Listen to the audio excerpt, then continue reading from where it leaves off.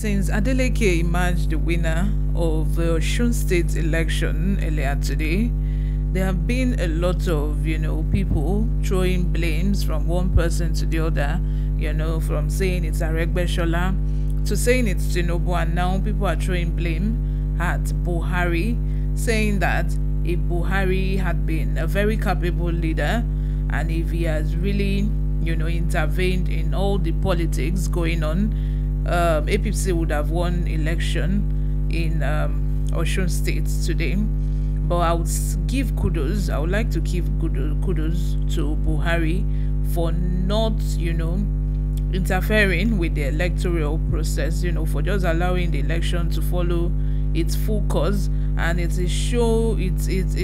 really a landmark of victory for Nigeria right now, because democracy is taking its full course without the intervention of that federal power that they always make use of.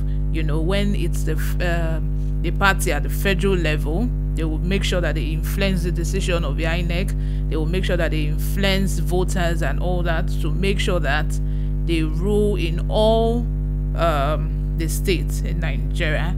But this time around, this is not happening, where the election is allowed to run its full course. And even the police IGP had come out to say that this has been the easiest election so far for them, because they did not have to do much work, because everything is running smoothly.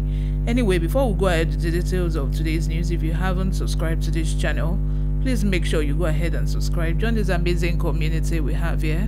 Most importantly, click on the notification bell so that you can get notified whenever we post a new video. Without further ado, let's dive straight into the details of today's news. An Edo State chieftain of the All Progressive Congress, John Mayaki, has blamed the president, Major General Muhammadu Buhari retired, for the party's recent struggles and the defeat of the incumbent governor of Osun State, Gboyega Oyetola, on Saturday's governorship poll. He accused the president of neglecting management of party activities and suicidal tolerance of anti-party activities within the ranks. Mayaki, who chaired the Media Council of the Edo APC in the 2020 governorship election, said the president's non-interference through the infamous federal might represented a good development for the country's democracy. He, however, said he observed abandonment of his obligations as the leader of a party who ought to be spearheading efforts to unite the ranks, enforce loyalty, and expand political control, had brought the party to the point of losing an election where its candidate was the incumbent.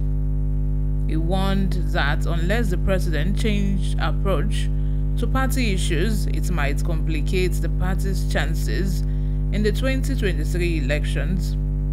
He said the anti-party activities of top-ranking APC members, governors and ministers under the President Muhammadu Buhari-led administration is to blame for the electoral misfortune of the party in Edo and Osun State. Poor reward system of a party and that of a president, if not checked, could impact negatively on the party, just as the I don't care attitude of Mr. President as a party man. The president is a leader of a party, and he doesn't appear concerned if the party collapses under his watch. In Edo State, we have the formed assembly lacking the inclusion of a majority because duly elected members are yet to be inaugurated. Mr. President has shown no serious concern about this dangerous development, despite the fact that the affected people are all members of a party elites. Under President Muhammadu Buhari, the APC governors worked against the party in Edo State, similar to how figures in its cabinet have been fingered in the loss of Osun State. But Mr. President won't lift a finger to either reprimand these party saboteurs. Instead, he signals tolerance that further emboldens them.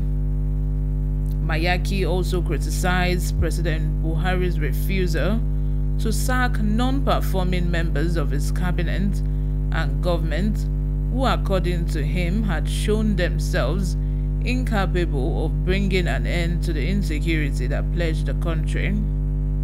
He urged bold management, urging the president to learn party leadership from former President Olusegun Obasanjo. He called on party members in Osun State to learn the necessary lessons from the defeat and work harder towards delivering Asiwaju Bola Ahmed Tinubu next year. He also warned the PDP not to delude themselves into believing that taking Osun means winning the presidency, as it is a different ballgame entirely.